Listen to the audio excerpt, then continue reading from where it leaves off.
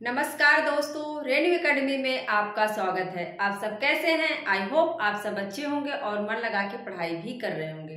दोस्तों, कल हमने रीति संप्रदाय के कुछ महत्वपूर्ण तत्व को याद किया था और उनको याद किया था ट्रिक के माध्यम से। आज हम रीति संप्रदाय को ही पढ़ेंगे। रीति संप्रदाय में हम क्या करते हैं, सबसे पहले आप देख लीजिए कि अगर एग्जाम में पूछता है कि रीति संप्रदाय के प्रवर्तक कौन है, तो आप वामन को बताओगे। क्या करोगे? वामन को बताओगे।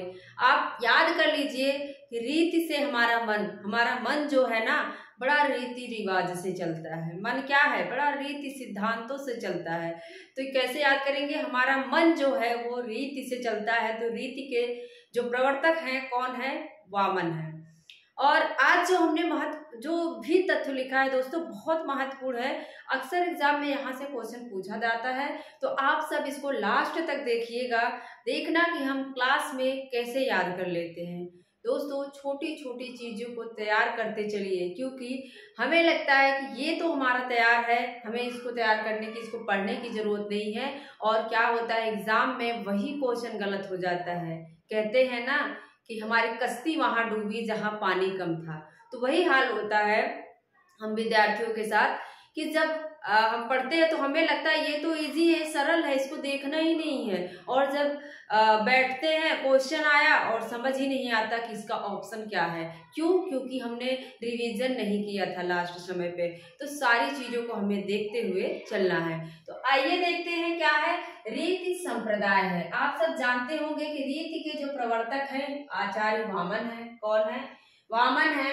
और कल हमने याद भी करवाया था कि किसने मार्ग माना है। दंड देने से मार्ग भी चलते हैं, मार्ग दंडी ने माना था। संघटना बना के रहते हैं तो आनंद बड़ा आता है, तो संघटना किसका है? तो आनंद वर्धन का है। और पद संगठना, पद किसको चढ़ाते हैं? पद्म, तो विश्वनाथ बाबा को। तो विश्वनाथ ने क्या कहा? पद संगठना कह दिया। माटे मैंने बताया था छोटा छोटा चीटी की तरह होता, वो वृत्ति बना के रहते थे। वृत्ति किसने कह दिया? तो मम्मट ने।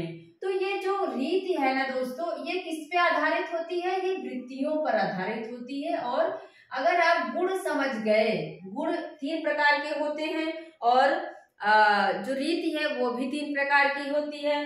तो अगर आप रीति समझ गए, अगर आप वृत्ति समझ गए और गुण समझ गए, तो आप अपने आप ही रीति को समझ जाओगे। क्योंकि ये जो रीति होती है वो वृत्ति पर आधारित होती है। वृत्ति मतलब इसकी क्या विशेषताएं हैं, इसमें इसका लक्षण क्या है, ऐसे मान के चलो कि इसकी क्या विशेषता, वही वृत्ति है। मतलब किसकी क्या वृत्ति है। तो आप सब जानते हैं कि अगर रीति कितने प्रकार के होते? 3 रीतियां, ऐसे मेन मुख्य रूप से 3 रीतियां होती हैं।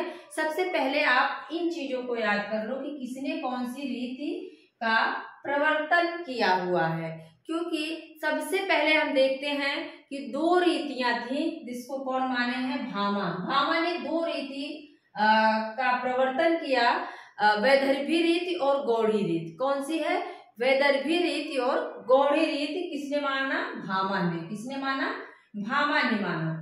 लेकिन अब देखो, वामन प्रवर्तक जरूर माने जाते हैं, लेकिन शुरुआत किसने किया है? भामा ने किया है।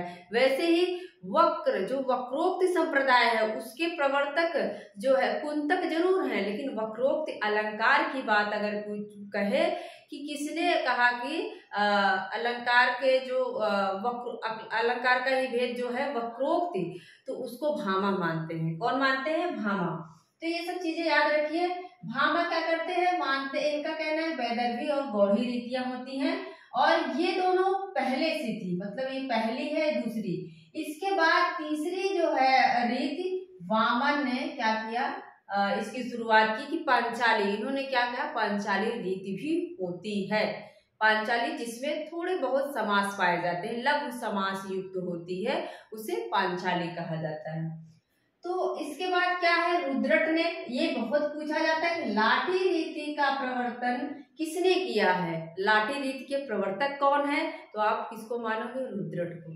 याद कैसे रखना है ये भी तो देखते चलो। भामा का याद रख लो, 2 पहले हैं, तो पहले यहाँ वैदर्भी में भी भा आया है, भामा में भी आया है। तो वैदर्भी और गौड़ी भामा मानते हैं।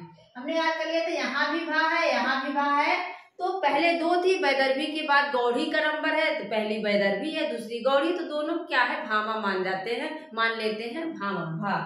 और इसके बाद आता है वामन। मन में देखो हमारे जो है 5 तरह की चीजें चलती रहती है। ऐसे याद कर लो कि मन में हमारे एक तरह की चीजें नहीं चलती रहती, हमेशा जो हमारा मन है ना वो चारों तरफ दौड़ता रहता है, पांचों, ऐसे कर लो 5 दिशाओं में, 4 दिशाएं होती है लेकिन एक बढ़ा लो आप, 5 दिशाओं में चलता रहता है। मन हमारा क्या करता है, 5 दिशाओं में चलता रहता है। ऐसे याद कर लो, मन क्या करता है, 5 दिशाओं में चलता रहता है। तो पांचाली किसकी है, वामन की है। तो रुद्रट से हमने याद कर लिया था कि क्या है, लाठी, क्या है, लाठी है। तो रुद्रट को याद कर लिया कि जो रुद्र कौन है, भगवान शंकर को कहा जाता है, जो उनका क्रुद्ध वाला रूप है, जो उनका जब वो क्रुद्ध होते हैं, क्रोधित होते हैं, तो उनको रुद्र कहा जाता है। तो रुद्र, और उनकी क्या है, लटा है ना, जटाएं है ना शंकर जी की। तो लटा किसके पास है, लटे जो है किसके पास है, रुद्र के पास है, भगवान शंकर रुद्र के पास है। तो रुद्र लाठी, लटाएं किसके पास है, रुद्र ना, जो भगवान देखो शंकर के भक्त होते हैं। अभी जो कुंभ में भी एक वायरल हुई थी, उन्होंने अपने बालों को क्या कर लिया था, लटा बना लिया था ना, लटाएं बना, जटा बना लिया था। तो लटे, जो लटे हैं किसके पास होती हैं, रुद्र के पास। किसके पास है, रुद्र के पास है। तो रुद्र लाठी। भोजराज ये बहुत पूछता है, इन्होंने 6 रीति मानते हैं। क्या मानते हैं, इनका कहना है कि 6 रीतियां होती हैं। अब आप सब देख सकते हैं, 3 यहाँ हो गई, 1 4, और इन्होंने 5 अवंतिका और मागधी का प्रवर्तन किया। तो पहले 4 थी, ये नहीं कि ये 6 एकाएक ला के रख दिए, ऐसा नहीं है। 4 पहले थी, इन्होंने 2 उसमें और जोड़ दिए, तो कितना, ये 6 मानते हैं। भोजराज कितना, 6 रीति मानते हैं। और कौन कौन पूछ लेगा, अवंतिका और मागधी किसकी रीतियां हैं, तो ये भोजराज की है। किसकी है, भोजराज। अब देखो भोजराज, राजा भोजराज, ऐसा लग रहा है कि कोई बहुत बड़ा राजा है ना, भोजराज राजा भी थे। तो भोजराज जो है क्या है, इनकी अवंतिका और मागधी, क्या है, इनकी 2 पत्नियां हैं। पत्नियों का नाम क्या है, अवंतिका है और मागधी। नाम से ही ऐसा लग रहा है किसी राजा महाराजा का नाम है, और ये दोनों भी नाम जैसे पुराने ही लग रहे हैं, अवंतिका मागधी। कैसा लग रहा है, अवंतिका मागधी। तो अगर आप इन सब को ट्रिक से याद कर लिए, इसको नहीं भी याद करोगे तो अपने आप समझ में आ जाएगी, अवंतिका मागधी, राजा भोज की यहाँ 2 पत्नियां थी। फिर से देख लो, भामा भा है तो वैदर्भी वाला यही मानेंगे, गौड़ी भी मान लेते हैं। मन में मन जो है हमारा 5 दिशाओं में घूमता रहता है, और रुद्र के पास क्या है, लटे हैं, जटाएं हैं। और इसके बाद भोजराज की 2 पत्नियां हैं, क्या नाम है, अवंतिका और मागधी।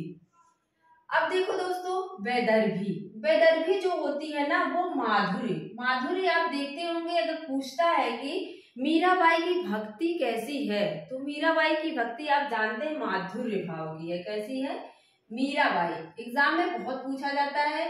मीराबाई के गुरु पूछ ले तो कौन है, रैदास है। कौन है, गुरु रैदास हैं। इन्होंने एक पत्र, जब ये घर वालों से प्रताड़ित होती हैं, तो ये तुलसीदास को इन्होंने एक पत्र भी लिखा है, ऐसा माना जाता है, ऐसा कुछ मिलता है। उसका जवाब जो है वो तुलसीदास जी विनय पत्रिका में देते हैं, जाके प्रिय नाराम वैदेही। तो इस तरह से उस बातों का, इनके प्रश्नों का उत्तर जो है विनय पत्रिका में देते हैं। इस चीज को याद रखना। मीराबाई के गुरु रैदास हैं, और मीराबाई की भक्ति पूछा जाता है तो कैसी है, माधुरी। आप सब जानते हैं मीराबाई जो है कृष्ण को अपना जो है आराध्य देव, अपना पति, अपना उनसे प्रेम करती हैं। तो प्रेम वाली रचनाएं जो हैं किसमें जाती हैं, वैदर्भी में। वैदर्भी में कौन सा गुण है, माधुर्य है, और वृत्ति देखो उपनागरिका है। अब एग्जाम में पूछेगा कि उपनागरिका वृत्ति किस रीति की है, तो अब किसको बताएंगे, किस रीति की है, वैदर्भी रीति की है। ठीक है, मुझे याद नहीं हो रही थी दोस्तों, इतना याद हो गया था कि वैदर्भी जो है, वैदर्भी में माधुरी गुण होता है, मतलब यहाँ मैंने लिख दिया है, आप सब देख सकते हैं। वैदर्भी जो है इसमें समास का अभाव होता है और टकार जो टठा डठा वाला है, टकार वर्ण इसमें नहीं होने चाहिए। क्या है?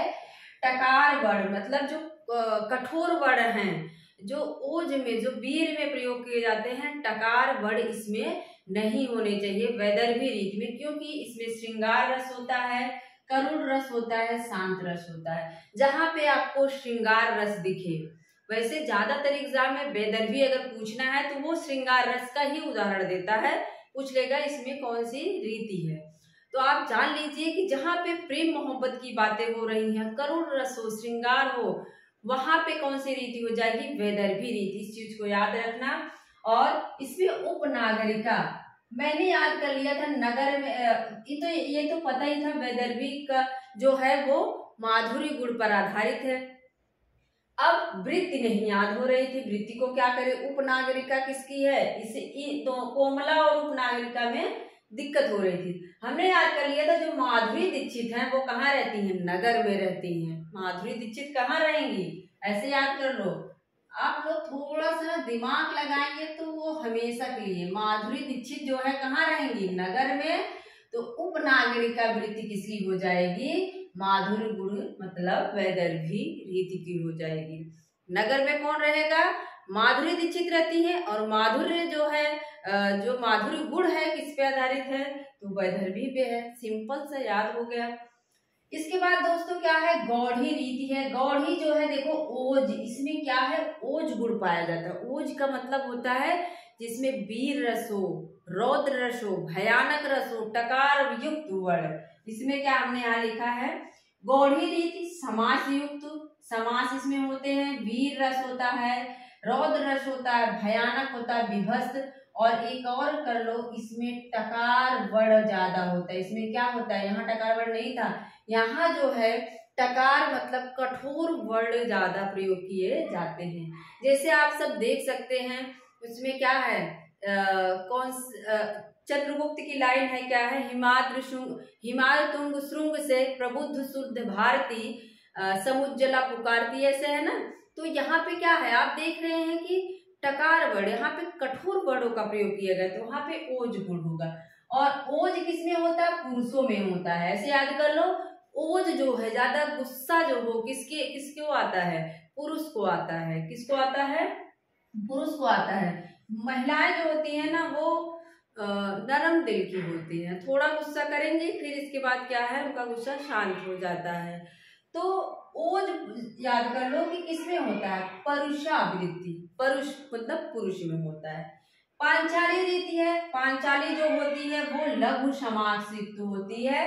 मतलब अगर आप दोनों को तैयार कर लिए, वैदर्भी और गौढ़ी को, तो आपको प्रसाद जो है ज्यादा याद करने की जरूरत नहीं है। पांचाली रीति जो है, इसमें क्या होता है? थोड़े बहुत समास आ जाते हैं, सीधी सीधी जो बातें लिखी हों, जिसका बहुत घुमा फिरा के वर्णन नहीं किया गया हो, वहां पे पांचाली रीति होती है।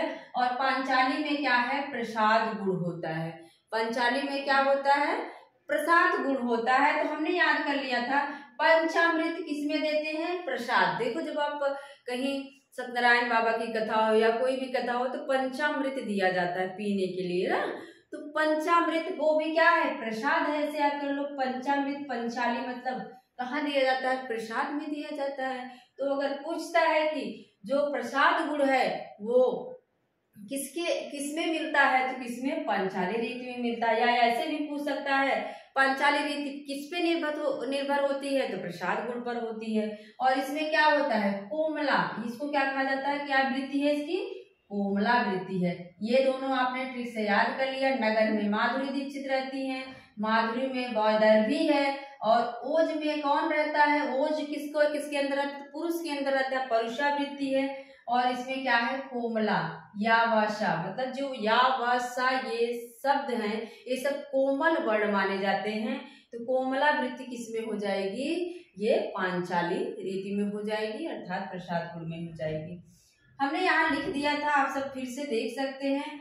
सिंपल सा है, आपको एक उदाहरण दे देगा, पूछ लेगा कि इसमें कौन सी रीति है। अगर श्रृंगार रस से, जैसे मैं आप लोगों को पढ़ देती हूँ, एक है मेरे पास, तो जैसे श्रृंगार रस का है, आप देख सकते हैं कवितावली की एक पंक्ति है, राम को रूप निहारत जान की कंगन के नग की परछाई, यात सबय सुध भूल गई कर टेक रही पल डारत नहीं।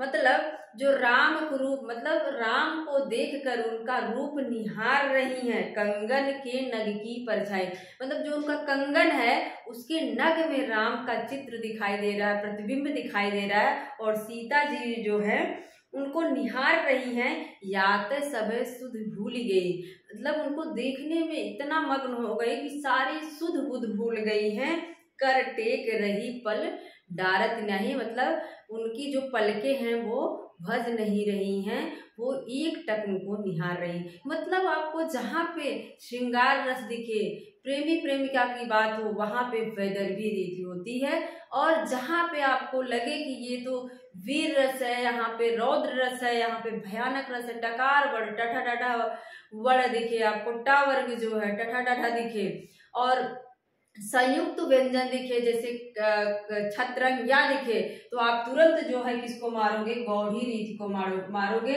उसमें समास रहता है, और प्रसाद जो रहता है वो सीधी सीधी भाषा में लिखा रहता है। प्रसाद में जैसे है, फल फूलों से है लदी डालियां मेरी, वे हरी पत्तले भरी थालियां मेरी, मुनि बालाएं हैं यहाँ आलिया मेरी, तटनी की लहरें और तालियां मेरी, क्रीड़ा सामग्री बनी स्वयं निज छाया, मेरी कुटिया में राजभवन मना भाया।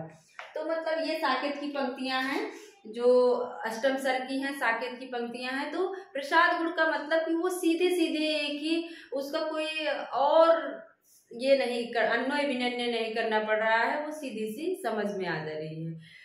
तो एकदम आप लोग फिर से फटाफट देख लो, इजी है दोस्तों, चीजों को बस आप समझेंगे तो समझ में आ जाएगा। फिर से देखो, रीति के कौन है, वामन है, और हमने बताया कि भा भा आया है, वैदर्भी गौढ़ी अगर पूछ ले तो कौन हो जाएंगे, भामा हो जाएंगे। और मन में 5 तरह की चीजें चलती हैं, तो पांचाली के प्रवर्तक कौन है अगर पूछे तो वामन हो जाएंगे। लटाएं किसके पास रहती हैं, रुद्र के पास रहती हैं, भगवान शंकर रुद्र के पास, तो लाठी हो जाएगा। भोजराज ने 6 रीतियां मानी हैं उनकी, मान लो ऐसे कि 2 पत्नियां थी, जिसका एक का नाम है अवंतिका और दूसरे का नाम है मागधी। इसके बाद हमने बताया कि रीतियां 3 प्रकार की होती हैं, वैदर्भी, गौढ़ी, पांचाली, और यह वृत्ति पर आधारित होती हैं। वैदर्भी में माधुर्य गुण होता है, और माधुरी दीक्षित कहाँ रहेंगी, नगर में रहती हैं, उपनागरिका वृत्ति है। ओज किसमें होता है, पुरुषों में होता है, परुषा वृत्ति है। इसके बाद पंचामृत जो है, पंचामृत किसमें मिलेगा, प्रसाद में मिलेगा, तो पांचाली में कौन सा गुण हो जाएगा, प्रसाद हो जाएगा, कोमला वृत्ति पाई जाती है। और इसमें वैदर्भी में समासों का अभाव है, श्रृंगार रस, करुण रस, शांत रस जहाँ पे हो वहां पे जो है वैदर्भी रीति पाई जाती, टकार वर्ण नहीं होने चाहिए। गौढ़ी रीति जो है दोस्तों वो समास से युक्त होती है, और इसमें रौद्र, वीर, भयानक, विभत्स रस पाए जाते हैं, टकार वर्ण की बहुलता होती है। पंचाली जो है लघु समास युक्त होती है। यहाँ पे मैंने थोड़ा सा और लिखा है, आप देख लीजिए कि रीति संप्रदाय के पूछ लेगा विरोधी कौन है, तो याद रखना जो ध्वनि संप्रदाय में आते हैं, कुंतक तो वैसे वक्रोक्ति के हैं, वक्रोक्ति के अगर पूछे वक्रोक्ति संप्रदाय के प्रवर्तक कौन है तो कुंतक हैं।